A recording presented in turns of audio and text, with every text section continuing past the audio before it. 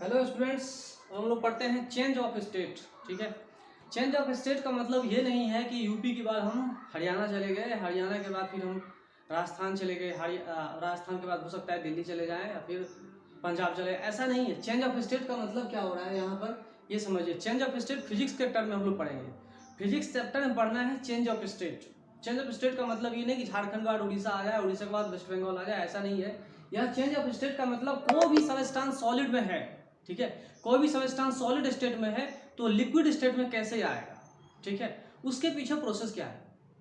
अगर कोई भी सबस्टांस लिक्विड स्टेट में है तो गैसेस स्टेट में जाएगा, उसके बारे में पढ़ना है। कोई सबस्टांस गैसेस स्टेट में है फिर अगर लिक्विड स्टेट में आएगा तो क्या कहानी क्या हो रही है, उसके पीछे प्रोसेस क्या है, उसके पीछे कारण क्या है, ठीक है, वो हमें पढ़ना है चेंज ऑफ स्टेट में।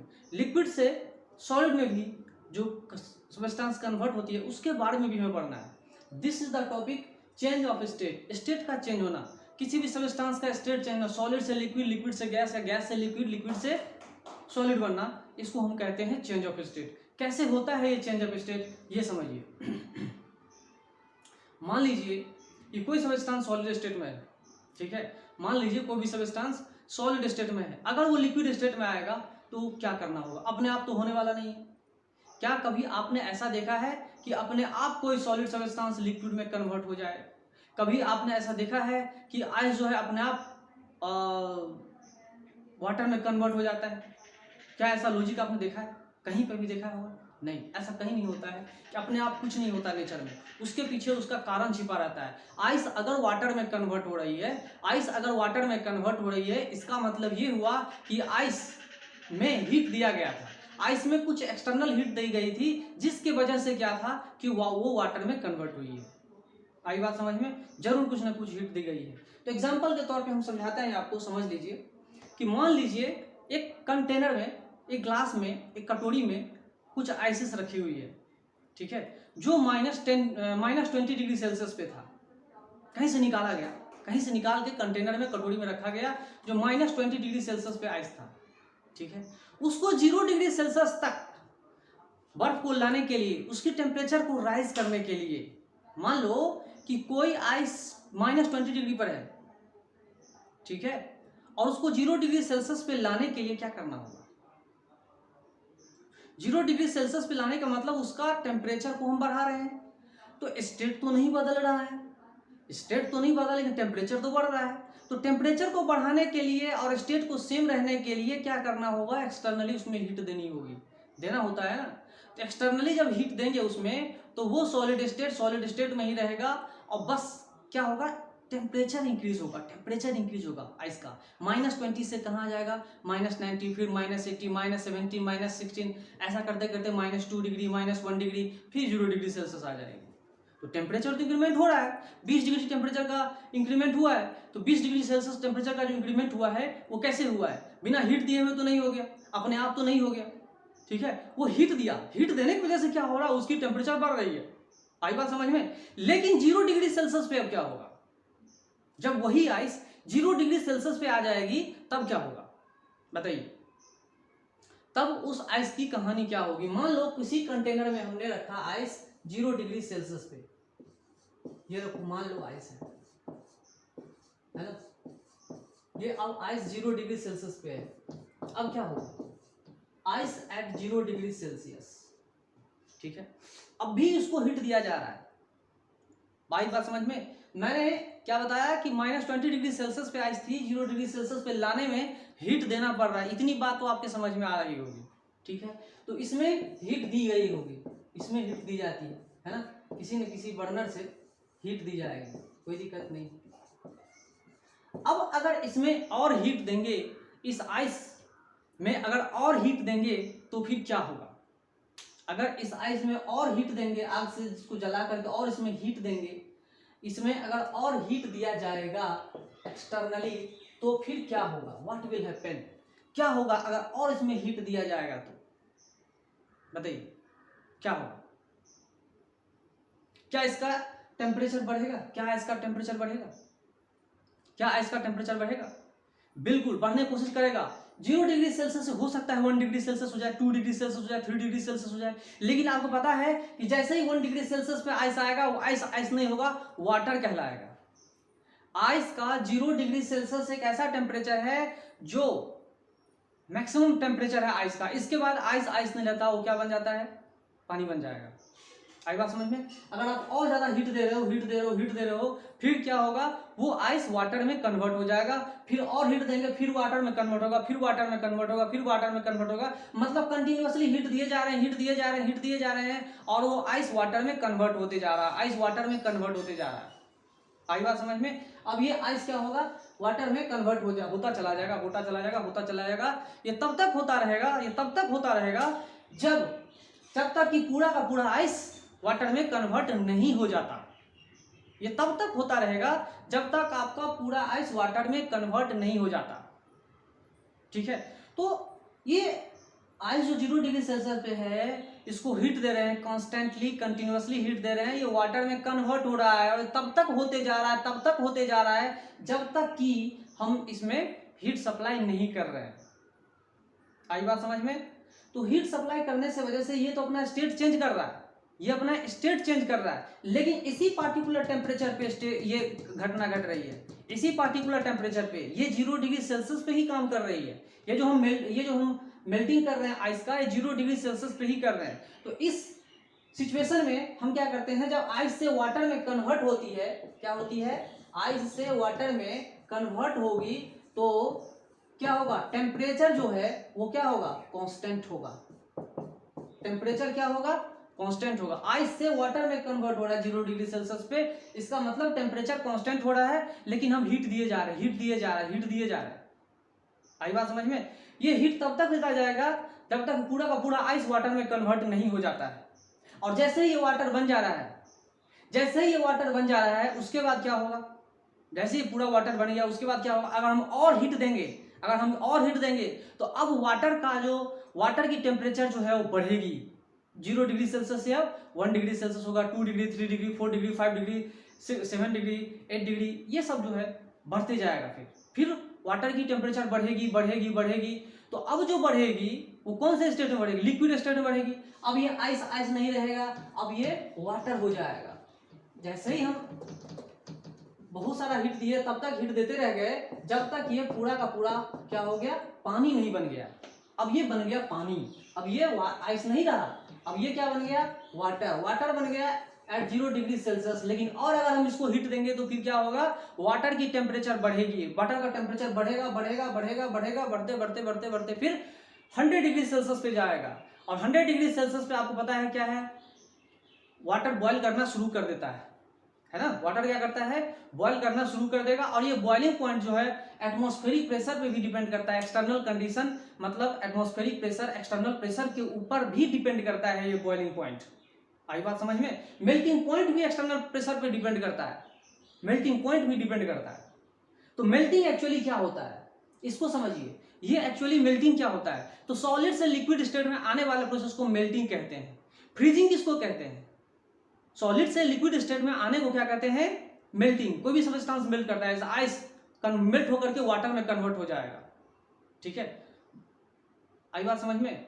फिर वैक्स जो है, वैक्स जो मोमबत्ती इसको बोलते हैं, जलते जलते सॉलिड से लिक्विड में कन्वर्ट हो जाता है। ऐसे बहुत सारे सब्सटेंस सॉलिड से लिक्विड में कन्वर्ट हो जाते हैं। ये प्लास्टिक भी सॉलिड से लिक्विड में कन्वर्ट हो जाएगा, उसको मेल्टिंग कहते हैं।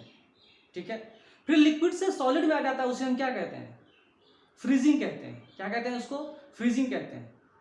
सॉलिड से लिक्विड आने वाले प्रोसेस को फ्रीजिंग कहते हैं। तो यहाँ देखिए चेंज ऑफ स्टेट में एक्चुअली वाटर का हम निकालते हैं, ये ग्राफ प्लॉट करेंगे फॉर आइस।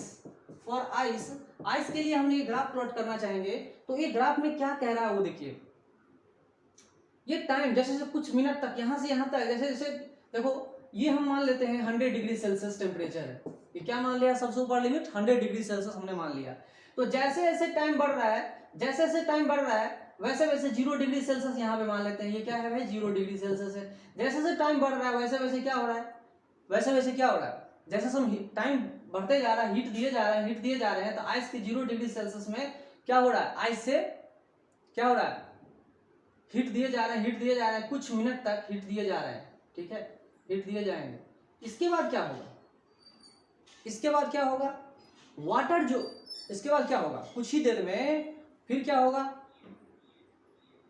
फिर क्या होगा, यहां से यहां तक वो आइस ही था, कुछ मिनट तक आइस ही रहेगा, कुछ हीट गेन करेगा वो कंटेनर, है ना, बट कंटेन करेगा, कुछ समय लेगा ना भाई, कुछ समय तो लेगा ना, क्योंकि स्पेसिफिक हीट कैपेसिटी वाटर की बहुत ज़्यादा होती है, आइस की भी होगी, तो कुछ समय लेगा, कुछ मिनट तक जो है ये क्या करेगा, हीट लेता रहेगा, और वो आइस कंडीशन में ही रहेगी, वो क्या होगी, आइस कंडीशन में ही रहेगी 0 डिग्री सेल्सियस पे।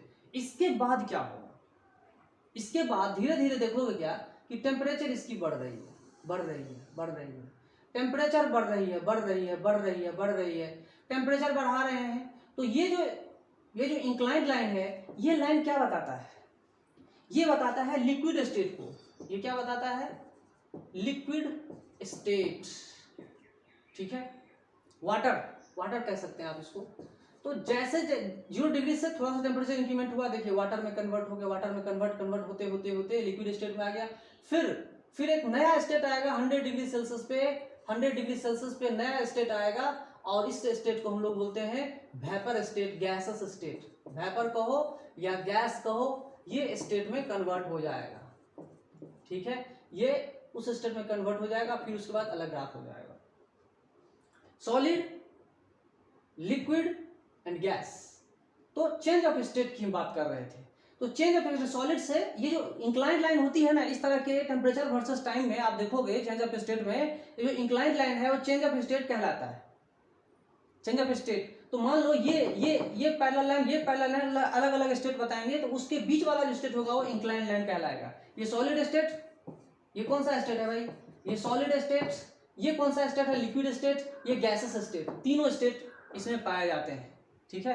तो इंक्लाइंड लाइन को हम लोग बोलते हैं change of state, parallel line को बोलते हैं कांस्टेंट स्टेट, मतलब यहां से यहां तक सॉलिड स्टेट, फिर यहां से यहां तक वेपर स्टेट, ठीक है, उसके बाद फिर जो है दूसरा स्टेट आ जाएगा। आई बात समझ में?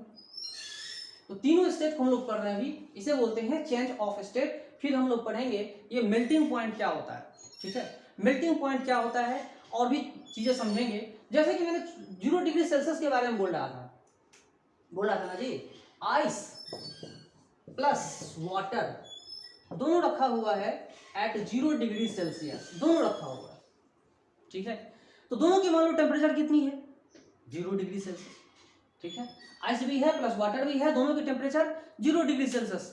आई बात समझ में? मतलब ice and water thermal equilibrium में है, अब एक दूसरे को हीट नहीं देंगे, ठीक है। तो थर्मल इक्विलिब्रियम में एक्चुअली क्या होता है, दोनों स्टेट को एग्जिस्ट कर सकते हैं, दोनों स्टेट, सॉलिड स्टेट भी, लिक्विड स्टेट भी।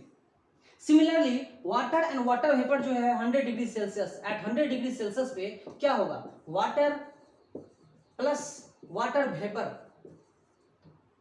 वेपर ये सब जो है गैसेस स्टेट में पाए जाते हैं 100 डिग्री सेल्सियस पे, दोनों के दोनों क्या है, गैसेस स्टेट में पाए जाते हैं। आई बात समझ में? तो 100 डिग्री सेल्सियस पे दोनों के अंदर में हीट का एक्सचेंज नहीं होगा, इसको बोलते हैं थर्मल इक्विलिब्रियम। थर्मल इक्विलिब्रियम दोनों स्टेट इक्विलिब्रियम में रहे, दोनों स्टेट का एग्जिस्टेंस होगा, क्या होगा, दोनों स्टेट का एग्जिस्टेंस होगा, दोनों स्टेट रहेंगे, सॉलिड स्टेट भी रहेगा, लिक्विड स्टेट भी रहेगा, at constant temperature, temperature constant होना चाहिए। आई बात समझ में? फिर हम लोग पढ़ेंगे मेल्टिंग पॉइंट।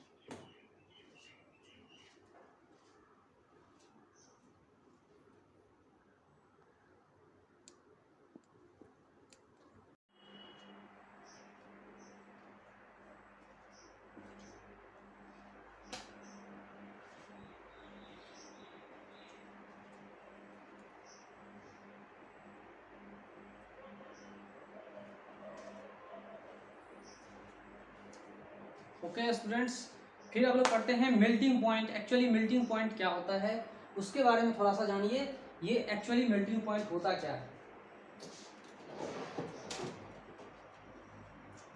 मेल्टिंग पॉइंट किसे कहते हैं, how will you define melting point.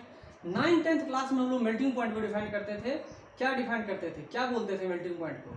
अगर मैं आपसे पूछूं कि मेल्टिंग पॉइंट क्या होता है तो आप क्या बोलोगे। मेल्टिंग पॉइंट का मतलब होता है क्या, the temperature at which A substance melt is called its melting point. बोलते हैं ना, यही तो पढ़ते थे, और क्या पढ़ते थे, the melting point is the temperature at which A substance melt is called its melting point, ठीक है। तो कोई भी सबस्टांस एक पार्टिकुलर टेम्परेचर पे मेल्ट करता है उसको हम क्या कहते हैं, उसका मेल्टिंग पॉइंट कहते हैं, ठीक है। तो अलग अलग सब्सटेंस का मेल्टिंग पॉइंट अलग अलग होता है, हर चीज़ का अलग अलग मेल्टिंग पॉइंट होता है। आइस का मेल्टिंग पॉइंट 0 डिग्री सेल्सियस, ठीक है। आयरन का कुछ और होगा, कार्बन का कुछ और है ना। इसके बाद पेट्रोल का अलग, डीजल का अलग, हर सब्सटेंस का मेल्टिंग पॉइंट अलग अलग होता है। तो वो डिपेंड करता है उस मटेरियल उस सब्सटेंस के नेचर पे डिपेंड करता है, ठीक है।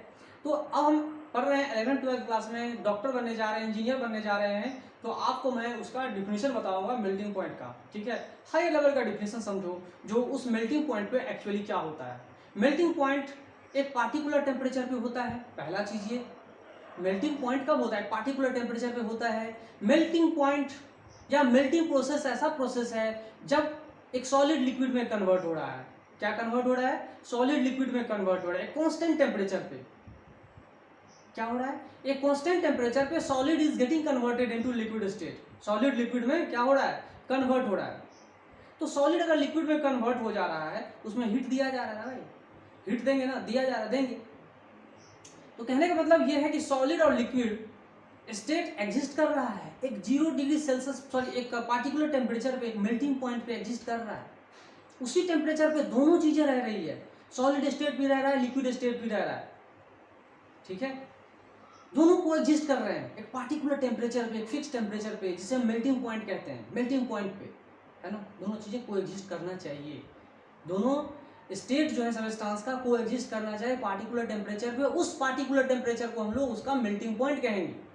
आई बात समझ में? तो यही डिफिनेशन है, temperature at which solid and liquid states of a substance in thermal equilibrium with each other is called its melting point, ठीक है। एक ऐसा टेम्परेचर जिस टेम्परेचर पे सॉलिड और लिक्विड स्टेट सब्सटेंस का थर्मल इक्विलिब्रियम में रहेंगे, ऐसे टेम्परेचर को हम उसका मेल्टिंग पॉइंट कहते हैं।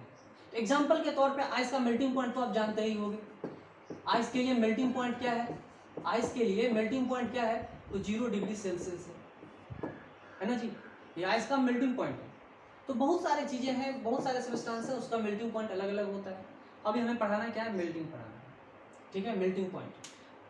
फिर उसके बाद चलिए, ये सब्सटेंस के ऊपर डिपेंड करता है, हर एक सब्सटेंस का अपना अलग अलग मेल्टिंग पॉइंट होता है, ठीक है। All the substances do not have same melting point. जितने सारे सब्सटेंसेस संसार में है उन सबका सेम मेल्टिंग पॉइंट नहीं होता, सारे सब्सटेंस का मेल्टिंग पॉइंट अलग अलग होता है, ठीक है। फिर चलिए, प्रेशर पे भी डिपेंड करता है, ये मेल्टिंग पॉइंट प्रेशर के ऊपर भी डिपेंड करता है। आप एक्सटर्नली कितना प्रेशर अप्लाई कर रहे हो उसके ऊपर ही मेल्टिंग पॉइंट डिपेंड करता है। क्या करता है? Depend. Melting point external factor यानी प्रेशर के ऊपर भी डिपेंड करता है। उसी से रिलेटेड है normal melting point, NMP. NMP का मतलब क्या होता है? Normal melting point. Normal melting point का डिफिनेशन क्या है? Melting point of a substance eight standard atmospheric pressure. Normal melting point क्या कहेगा? Melting point of a substance eight standard atmospheric pressure.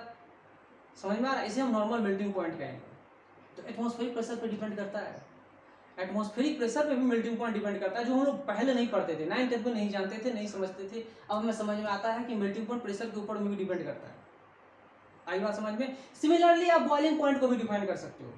Similarly boiling point को भी define कर सकते हो। ये वेपोराइजेशन प्रोसेस क्या है? वेपोराइजेशन प्रोसेस क्या है? तो वेपोराइजेशन प्रोसेस जो है वो बहुत सारे टेम्परेचर पे होता है। मेल्टिंग पॉइंट की बात कर रहे थे, मेल्टिंग क्या होता है? आइस का मेल्टिंग जो होता है, मेल्ट जो करेगा बहुत सारे टेम्परेचर पे कर सकता है। आइस जो है मेल्ट बहुत सारे टेम्परेचर पे कर सकता है। सॉलिड 0 डिग्री सेल्सियस में भी कर सकता है, 1 डिग्री सेल्सियस में भी कर सकता है, 3 डिग्री सेल्सियस टेम्परेचर पे भी कर सकता है, 4 डिग्री सेल्सियस में भी कर सकता है, 5 डिग्री सेल्सियस में भी कर सकता है। आई बात समझ में? तो मेल्टिंग प्रोसेस जो है बहुत सारे टेम्परेचर पे क्या करता है? होता है, बहुत सारे टेम्परेचर पे होता है, कोई दिक्कत नहीं, ऑल टेम्परेचर पे होता है। लेकिन मेल्टिंग पॉइंट क्या होता है? मेल्टिंग पॉइंट एक ऐसा टेम्परेचर होता है जिसपे सॉलिड लिक्विड स्टेट को एग्जिस्ट करते हैं, थर्मल इक्विलिब्रियम में रहते हैं। लेकिन मेल्टिंग तो बहुत सारे टेम्परेचर पे होता है, ठीक है। फिर पढ़ते हैं बॉइलिंग। बॉइलिंग प्रोसेस कैसा प्रोसेस है? इवेपोरेशन प्रोसेस कैसा है? इवेपोरेशन भी बहुत सारे टेम्परेचर पे होता है। तो बॉइलिंग पॉइंट क्या है? फिर तब बॉइलिंग पॉइंट कैसे डिफाइन करेंगे? तो बॉइलिंग पॉइंट डिफाइन करने के लिए हम यहाँ पे लिख सकते हैं, अगर मैं यहाँ पे बॉइलिंग पॉइंट लिखना चाहूँ तो लिख सकता हूँ, कोई दिक्कत नहीं है। ये बॉइलिंग पॉइंट एमपी था ना, इसको हम बीपी कर देते हैं, बॉइलिंग पॉइंट। एमपी का मतलब मध्य प्रदेश मत समझना, बॉइलिंग पॉइंट समझना, सॉरी मेल्टिंग पॉइंट समझना। यहाँ बॉइलिंग पॉइंट क्या है? टेम्परेचर एट विच, ठीक है, temperature at which gas and liquid state, यहाँ पे क्या है, gas and liquid state substance in thermal equilibrium with each other. एक ऐसा टेम्परेचर है जिस टेम्परेचर पे लिक्विड और गैस दोनों के दोनों, लिक्विड एंड गैस दोनों के दोनों क्या है, एक पार्टिकुलर टेम्परेचर पे एग्जिस्ट करते हैं, थर्मल इक्विलिब्रियम में रहते हैं, थर्मल इक्विलिब्रियम में रहते हैं, उसे हम उसका बॉइलिंग पॉइंट कहते हैं। आई बात समझ में। ये जो बॉइलिंग पॉइंट है, ये बॉइलिंग पॉइंट भी जैसे वाटर का बॉइलिंग पॉइंट क्या है, वाटर का बॉइलिंग पॉइंट क्या है ये बताओ। एग्जाम्पल के तौर पे अगर मैं बोलूं कि वाटर का बॉइलिंग पॉइंट क्या है, तो वो है 100 डिग्री सेल्सियस। वो क्या है, 100 डिग्री सेल्सियस, ठीक है। तो इस टेम्परेचर पे, इस 100 डिग्री सेल्सियस पे वाटर और वाटर वेपर दोनों को एग्जिस्ट करते हैं, थर्मल इक्विलिब्रियम में रहते हैं। आई बात समझ में। जो टेम्परेचर पे ये बॉइलिंग पॉइंट अलग अलग सब्सटेंस का अलग अलग होता है ना। तो ये बॉइलिंग पॉइंट डिपेंड करता है मटेरियल पे, कौन सा मटेरियल है, किसकी बॉइलिंग पॉइंट हम निकालने जा रहे हैं, पेट्रोल है, डीजल है, वाटर है, केरोसिन है, क्या है, उसके ऊपर डिपेंड करता है। ये प्रेशर के ऊपर भी डिपेंड करता है, ठीक है। इसी से रिलेटेड है NBP, NBP normal boiling point, ठीक है। नॉर्मल बॉइलिंग पॉइंट क्या है, तो boiling point of a substance लिख सकते हैं इसको, क्या लिख सकते हैं, boiling point of a substance eight standard atmospheric pressure is called its normal boiling point, ठीक है। तो इसके बारे में मैंने आपको बता दिया था कि खाना जो है अगर पकाना होगा तो पहाड़ पे जल्दी पका सकते हैं या ज़मीन पे ज़्यादा पकाएंगे। जल्दी कब पकेगा, ज़मीन पे ज़्यादा जल्दी पकता है, क्योंकि ज़मीन पर जो है एटमॉस्फेरिक प्रेशर ज़्यादा होता है। एटमॉस्फेरिक प्रेशर ज़्यादा होने से बॉइलिंग पॉइंट भी ज़्यादा होगा, और बॉइलिंग पॉइंट ज़्यादा होगा इसका मतलब ये हुआ कि ज़्यादा से ज़्यादा हीट सप्लाई करेंगे, फिर क्या होगा, जल्दी जल्दी क्या होगा, खाना बन जाएगा। तो ज़्यादा प्रेशर से प्रेशर कुकर में भी खाना जल्दी बन जाता है। लेकिन लेकिन लेकिन लेकिन पहाड़ में जब जाएंगे तो हीट ज़्यादा दे रहे हैं, लेकिन उसका बॉइलिंग पॉइंट बहुत पहले अचीव कर रहा है, बहुत पहले बॉइलिंग पॉइंट क्या हो रहा है, अचीव कर रहा है। एटमॉस्फेरिक प्रेशर कम रहता है, जिसकी वजह से क्या होता है, वहाँ पर देरी से खाना पकता है। आई बात समझ में। तो खाना को पकाने के लिए ज़्यादा से ज़्यादा क्या होता है, ज़्यादा से ज़्यादा प्रेशर चाहिए, प्रेशर चाहिए होता है, जल्दी जल्दी खाना पक जाए। आई बात में, प्रेशर के ऊपर भी डिपेंड करता है। तो इस तरह से चलिए हम लोग इतना सारा चीज़ तो समझ लिए, फिर और भी कुछ पढ़ेंगे, ओके। फिर इसके बाद पढ़ते हैं हम लोग लेटेंट हीट और हीट ऑफ ट्रांसफॉर्मेशन, ठीक है। लेटेंट हीट क्या होता है इसके बारे में जानते होंगे कुछ पहले से। फिर हम लोग पढ़ेंगे हीट ऑफ ट्रांसफॉर्मेशन। दोनों एक ही चीज़ है, दोनों एक ही चीज़ है, लेकिन समझते हैं कि क्या होता है लेटेंट हीट और हीट ऑफ ट्रांसफॉर्मेशन, ओके।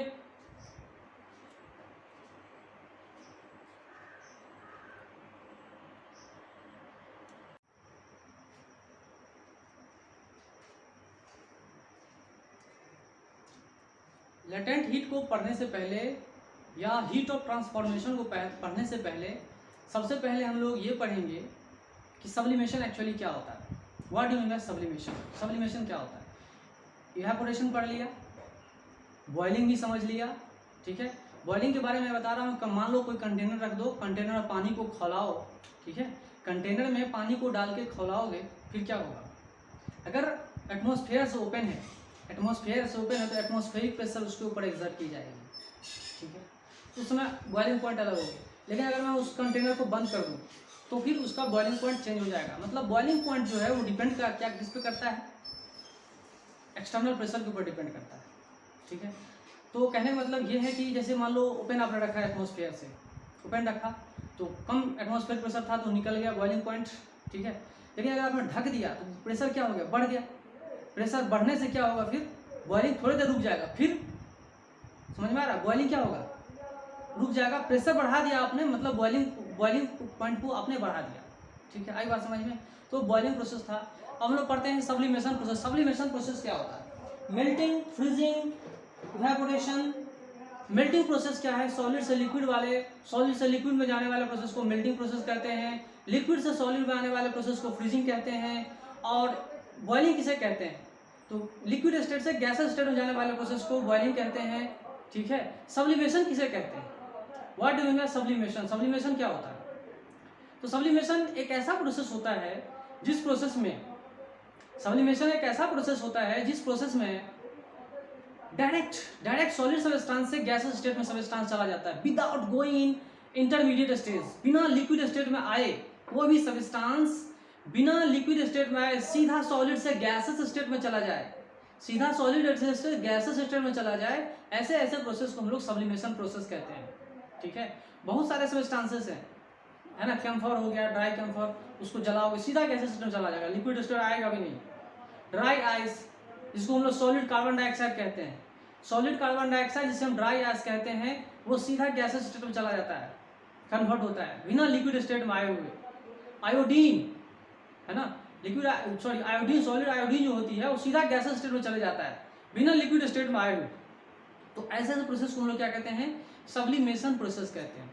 क्या कहते हैं, sublimation process, that process is called sublimation process. आप लिख सकते हो सब्लिमेशन क्या होता है, a process in which liquid gets solid gets directly converted into gases. ये तो पढ़ चुके हो यार, 8वां क्लास में पढ़ चुके हो। आगे चलते हैं, latent heat. Latent heat 9th 10th में भी पढ़े होंगे। लेटेंट हीट क्या होता है, heat required to change the state of a substance without changing its temperature is called latent heat और हीट ऑफ ट्रांसफॉर्मेशन। ये लेटेंट हीट क्या कहलाता है, heat required to change state of substance at particular temperature, change state of substance at particular temperature, ठीक है, is known as its latent heat. ठीक है, amount of heat required to change state of unit mass of a substance at constant temperature, temperature constant होना चाहिए, होता ही है। जब state change होगा, हीट डालोगे तो एक स्टेट से सॉलिड से लिक्विड स्टेट में जब जाएगा तो क्या होगा, टेम्परेचर कांस्टेंट रहेगा।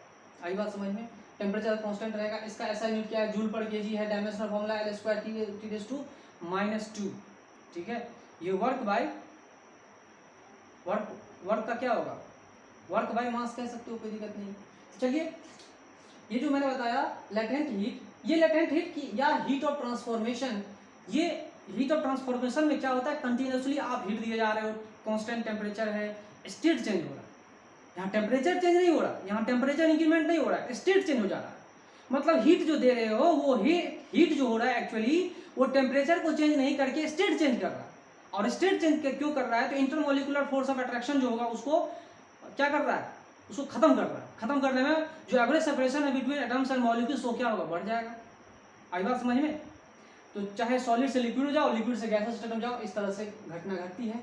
चलिए हम लोग पढ़ते हैं लेटेंट हीट। लेटेंट हीट जो होती है वो बहुत टाइप के होते हैं। Latent heat of fusion, latent heat of fusion का मतलब होता है कि ऐसा हीट जिसमें कुछ हीट दिया जाता है किसी सबस्टेंस में जो सॉलिड से लिक्विड में कन्वर्ट हो जाए या लिक्विड से सॉलिड में कन्वर्ट हो जाए। तो मेल्टिंग और फ्रीजिंग दोनों प्रोसेस को ये latent heat of freezing cover करता है।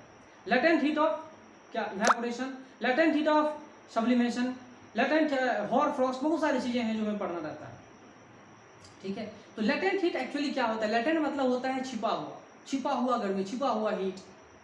आई बात समझ में, तो लेटेंट हीट उसे कहते हैं। तो मान लो बॉइलिंग जो पॉइंट है वाटर का 100 डिग्री सेल्सियस है, उस वाटर में 100 डिग्री सेल्सियस पर अगर और एक्स्ट्रा हीट आप दे रहे हो, मतलब उसकी इंटरनल एनर्जी बढ़ा रहे हो।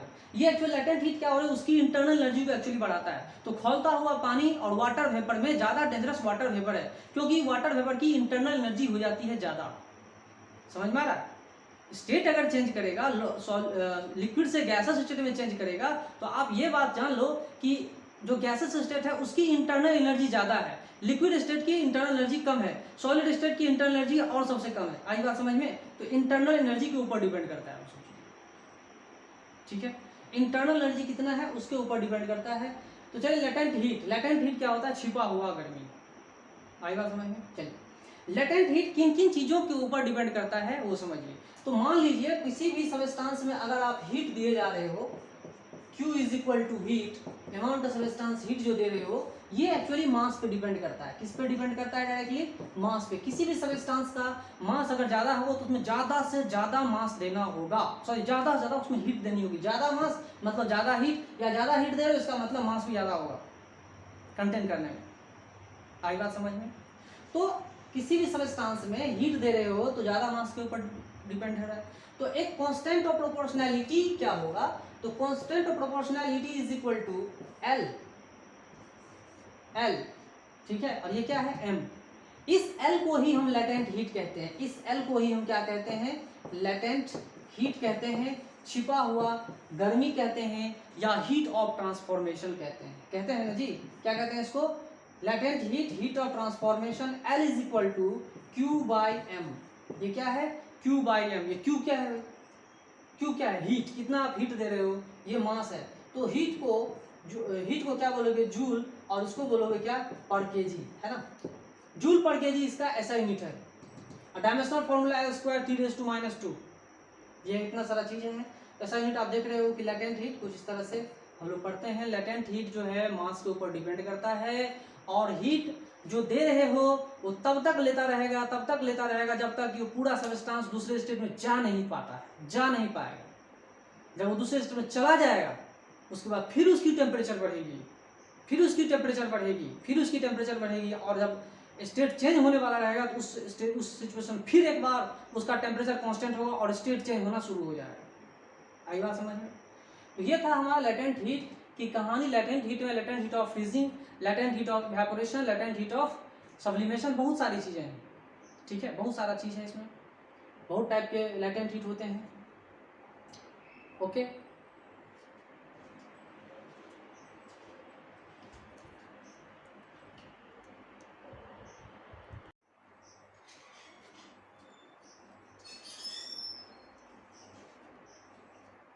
ओके स्टूडेंट्स, तो आप देखिए कुछ सब्सटेंसेस के हमने क्या रखे हैं, मेल्टिंग पॉइंट भी रखे हैं, लेटेंट हीट ऑफ फ्यूजन भी है, लेटेंट हीट ऑफ वेपराइजेशन भी है, बॉइलिंग पॉइंट भी है, सब दिया हुआ है। देखिए ऑक्सीजन का मेल्टिंग पॉइंट कितना है, -290 डिग्री सेल्सियस मेल्टिंग पॉइंट है।